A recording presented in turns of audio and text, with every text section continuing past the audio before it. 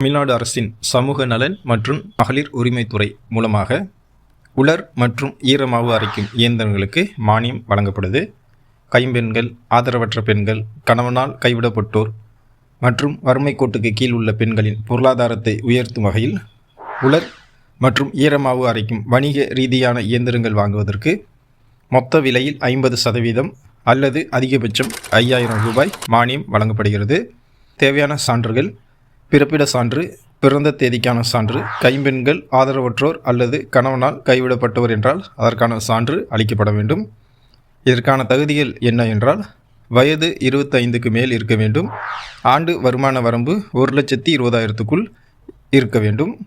இதற்கு விண்ணப்பிக்க கடைசி நாள் 14/7/2025க்குள் உங்களுடைய சான்றுகளுடன் மாவட்ட ஆட்சியர் அலுவலகத்தில் உள்ள சமூக நல அலுவலகத்தில் சமர்ப்பிக்க வேண்டும். உலர் மற்றும் ஈரமாவு அரைக்கும் இயந்திரங்களுக்கு இந்த மானியம் கொடுக்குறாங்க. வாய்ப்பு இருக்கக்கூடிய பெண்கள் பயன்படுத்தி கொள்ளுங்கள். நன்றி.